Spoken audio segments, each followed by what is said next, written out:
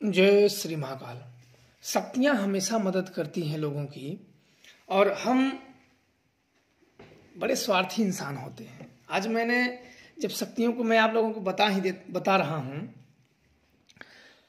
जब उन शक्तियों को वहां से बुलाया गया तो हम सब तो चले गए अपने स्थान पे गए, और इसके बाद रात हो गई, फिर सो गए। सोने के बाद सुबह उठे तो फिर बाबा को जो शक्तियां गई थी उन सब का ध्यान किया गया, तो उन सब शक्तियों के चमक खत्म हो गए थे, जो ताकत थी वो खत्म हो गई थी। और बड़े मतलब अकेले बैठे थे। मतलब बहुत बार में 2-4 जब देखो उनका जपो तो 2-4-10 भूत प्रेत शक्तियां उनके अगल बगल बैठी रहती थी। वो बिल्कुल अकेले और बड़े कष्ट में बैठे थे दिखे, तो बड़ा मन में तकलीफ हुआ। फिर भी वो कष्ट में थे, फिर भी एकदम पूरा उनका जो चमक दिखता था वो खत्म हो गया। तो ये हुआ कि अरे ये क्या हो गया, ऐसा हुआ क्या। वहां बार बार छिलने की वजह से उनके शरीरों में ना जैसे कि निशान पड़ गए थे चोट के।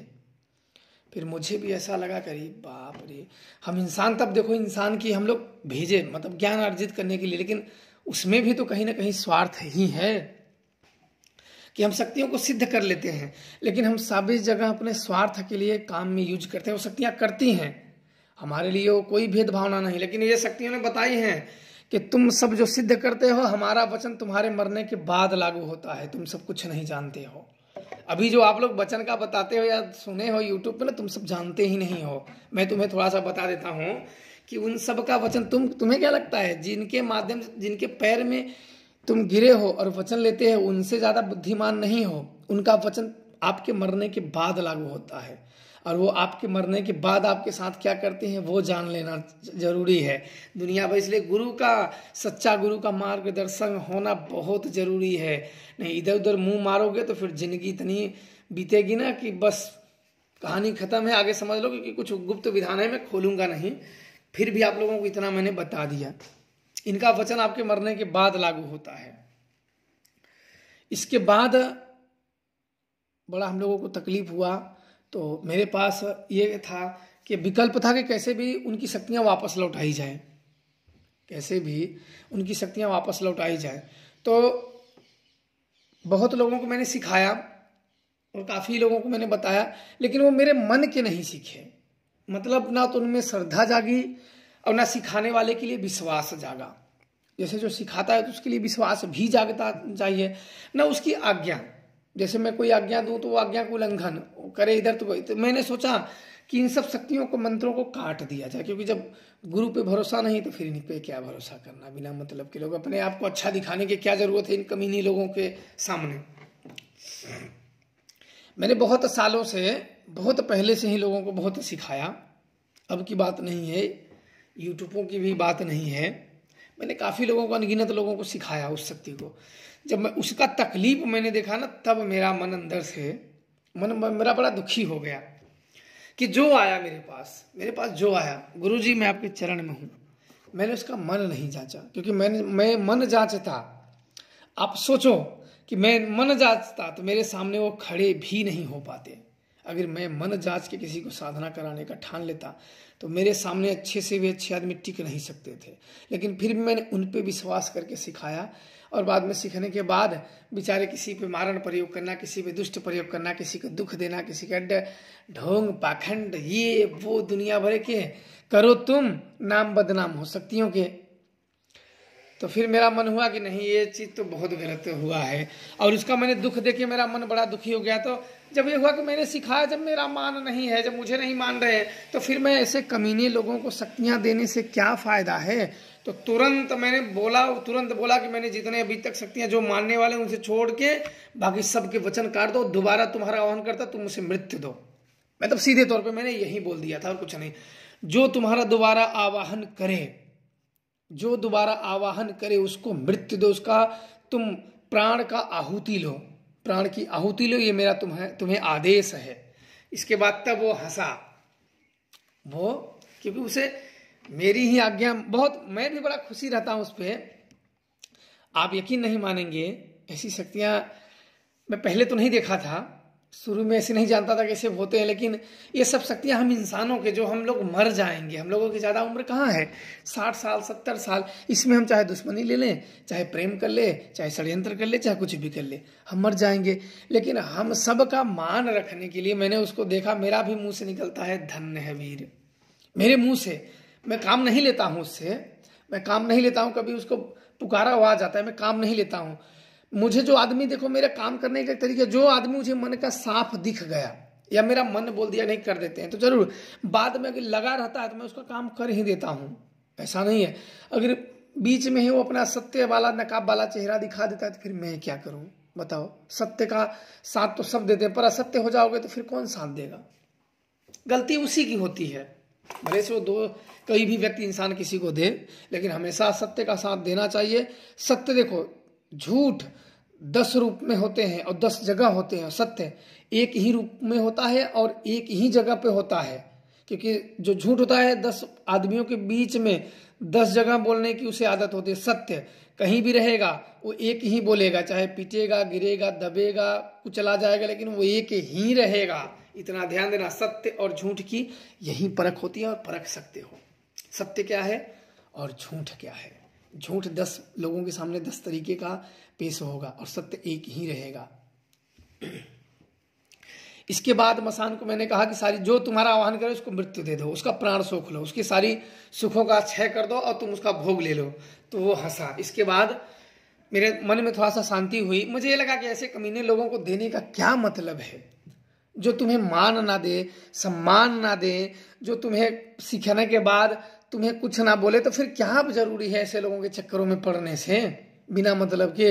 और ऐसे लोग, में एक चीज मैं बता दूं, कोई भी गुरु हो मेरी वीडियो को ध्यान से सुन लेना कि गुरु जल्दी मत बनना किसी का। गुरु जब बनोगे तो तुम और नीचे जाओगे, क्योंकि शिष्य का भार तुम अपने ऊपर ले लोगे। गुरु मत बनना, ध्यान देना तुम सब, इतना ध्यान देना, गुरु मत बनना, सिखा देना लेकिन गुरु मत बनना। अगर तुम्हें इन महाविद्याओं का ज्ञान है, गुप्त रहस्यों का ज्ञान है, तो गुरु मत बनना जल्दी। गुरु उनका बनना जो अपने गुरु, जो शिष्य और गुरु उन्हें बनाना।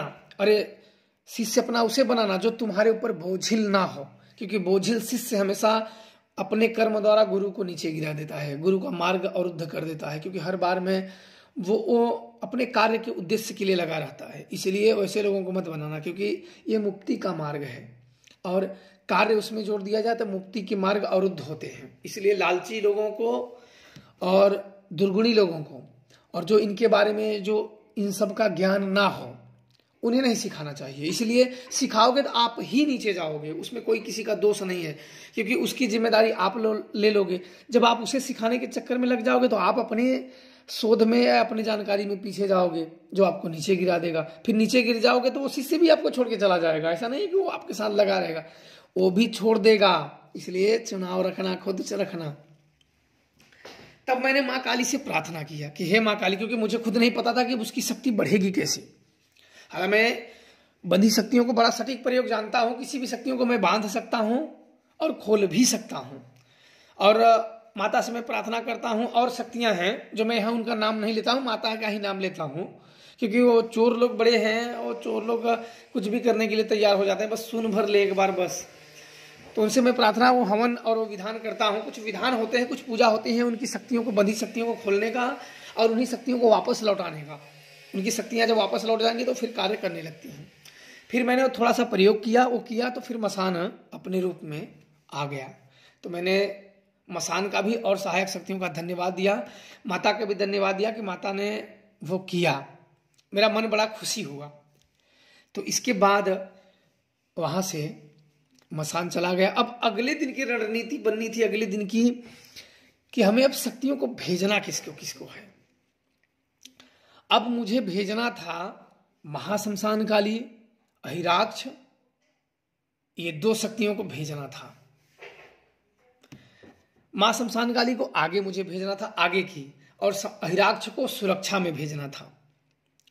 आज वैसे ही जाएंगे शक्तियां, तो ये हुआ कि ठीक है, क्योंकि अभी जानकारी हम लोगों की पूरी नहीं हुई थी। जो हम जानकारी मुझे करनी थी कि इन सब के आश्रम पर निर्माण कैसे होता है, जो जहां जन्म मृत्यु ना हो, जहां कोई नियम ना हो। ना तो भूतकाल हो ना तो भविष्य हो, सिर्फ वर्तमान जो जी रहे हैं वहाँ। और वहाँ के आश्रम कैसे निर्धारित कैसे बनाए जाते हैं, क्या है, हमें अपने दिमाग से नहीं देखना था कि हाँ आँख बंद करके हाँ वहाँ का आश्रम ये साधु है वो साधु है, ठीक है कोई बात नहीं भूल जाओ, नहीं वो नहीं देखना था हमें अपने दिमाग की उपज नहीं देखना था। और ना तो मुझे किसी शिष्यों की दिमाग की उपज चाहिए थी, मुझे सत्य वाला ज्ञान चाहिए था। ना मालूम हो सीधा बोल दो कि गुरुजी मुझे नहीं मालूम पड़ा। ऐसा नहीं है कि हाँ गुरुजी मुझे कुछ दिखा, एक दूसरे से शब्द ना मुझे वो शब्द संतोष कर मुझे, ऐसा नहीं, उस समय मुझे गलत किसी के नहीं सुने थे। तो इसके बाद मुझे अगले दिन ये करना था सामान, अगले दिन की तैयारी, जो सामान थे जो लगने वाले थे अब अगले, क्योंकि अहिराक्ष भी एक महाशक्तिशाली है, वो भी दहाड़ा मैं जाऊंगा। तो मैंने सोचा अहिराक्ष एक हाई पावर है, बहुत शक्तिशाली है ये वीर, और ये व्यक्ति वहां जाके कहीं अगर तोड़ फाड़ मचा देगा तो कहीं साधुओं के बाद पता नहीं कौन सी विद्या हो, ये बंध गया तो इनकी सुषमा शरीर बंध जाएगी, तो मैं क्या करूंगा, मैं थोड़ी शक्तिशाली हूँ कि मैं तो वहां जा भी नहीं सकता हूँ कि मैं वहां पहुंच जाऊंगा, मैं तो इन्हीं शक्तियों के भरोसे हूँ। कहीं ये तोड़ फाड़ मचा दिया या कुछ, ये जहां जाता है तो जबरदस्ती करता है, ये अटैक बहुत बुरा करता है। जैसे मैं किसी पे चला दिया किसी शत्रु विनाश के लिए, तो करता क्या है, सबसे पहले तुम्हारी बुद्धि को पकड़ लेगा, तुम्हारी बुद्धि को पकड़ लेगा और तुम्हारी जो शक्ति पूजा पाठ है उसमें अवरुद्ध डाल देगा और ये पूजा स्वयं खाने लगेगा। पहला काम हो गया। दूसरा, तुम्हारे घर परिवार में जितने लोग जुड़े हैं सबको तकलीफ दे देगा, एक साथ सबको तकलीफ दे देगा, एक साथ सबको तकलीफ देके, और तुम्हारे जो पुण्य है जो सब जुड़ाव है सबका वो ग्रास कर लेता है। ग्रास करने के बाद तब तुम्हारे शत्रुओं के में आ जाता है और तुम्हारे शत्रुओं को वो मार्ग देता है जो सटीक हो और तुम्हारा मृत्यु का कारण बने, तुम्हारा गर्दन तक दबा ले तुम्हारे शत्रु, वो मार्ग शत्रुओं को दे देता है। देने के बाद इसके बाद अंत में ये वहां बैठ के सारी चीजों का भंजन करता रहता है। जहां तुम कहीं दिखवाने जाओ ये पहले वहां उठ के जाता है, उनको लात से पहले ही सीने पे वार कर देता है, उस जानकारों को सीने पे पहले वार कर देता है। सीने का वार इसलिए करता है कि ये शक्तियों को सीधे भगा देता है, और एक बार वार्निंग सीने पर वार, दूसरा बार में वही हस्र उनका भी करता है, ये दूसरे जानकार का भी, जैसे इसके किया था। और फिर सभी का ये पूजा स्वीकार करके खाने लगता है। फिर ये स्वयं महान होते चलते, इसलिए मैं हिराक्ष को बहुत ही लगभग नहीं चलाता हूँ। कोई मुझे कुछ भी बोल के जाए, नहीं ऐसी शक्तियाँ नहीं, क्योंकि हम इंसान हैं, हम उतना पाप क्यों बोझ लें। छोड़ना है छोड़ दो, कोई बात नहीं, प्रेम से, और उससे ध्यान मत दो, जिसे छोड़ना उसे छोड़ दो, बार बार ध्यान मत दो, क्योंकि क्रोध अगर जागा तो वो फिर भरेगा, फिर इससे बच नहीं सकता है कोई भी। ऐसा मैंने अपने तांत्रिक जीवन में देखा कि आज तक कोई मिला ही नहीं कि जो इसका वार सह सके। और ऐसा नहीं कि वार सह ना सके तो चलाओ मत, मैं चलाता भी नहीं हूँ, जो काम है मुंह से करके खत्म कर दो। तो बड़े विनम्र होते हैं इसके। तो इसके बाद मुझे इसको सुरक्षा के लिए सिर्फ लगाना था। अब मैंने फिर भेजा, अब वहां तैयारी सब हो गई, शाम रात का समय था। अब एक विशेष स्थानों पे बिठाना भी था, विशेष स्थानों पे बिठा के कुछ शक्तियों का, कई शक्तियों का आवाहन मैंने किया जो इनमें मदद करे, जिनके ऊपर मुझे विश्वास था कि ये शक्तियां मदद करेंगी और कुछ ना कुछ ये सहायता कर सकती हैं। तो मुझे उन सबको बुलाया, उन सबको बुलाने के बाद उनके अपने काम बताए, तो वो सब अपने काम पे तैयार हो गई। तैयार होने के बाद अब हमें अब भेजने का प्रोसेस शुरू करना था। तब आगे की वीडियो अब अगले पार्ट में बताएंगे। आप लोगों को जरूर ऐसी बातें अपने ध्यान में रखनी चाहिए, ताकि आप लोगों को ऐसी चीज़ों का ज्ञान होना चाहिए जो हमारे ऋषि मुनि, जो हमारे लोग छोड़ चले हैं, वो विलुप्त हो गया है और अब रह गया है कचड़ा ही ज्ञान, अब रह गया है गंदगी, रह गया है।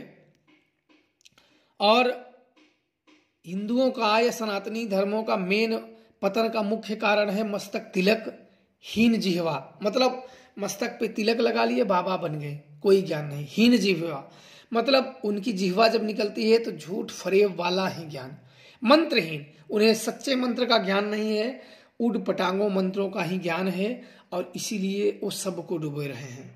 शिक्षा धर्महीन, क्योंकि उनकी जो शिक्षा है, जो ज्ञान है, धर्म के तर्क कुतर्क पे नहीं है, उनका धर्म जो है उनका पालन नहीं कर रहा है, उनकी जो शिक्षा है। इसलिए ऐसी शिक्षाएं शिष्यों को भटका देता है, क्योंकि जो भी ज्ञान हो, जो भी हो, धर्म संगत होनी चाहिए। धर्म ही संगत लोगों का कल्याण करता है।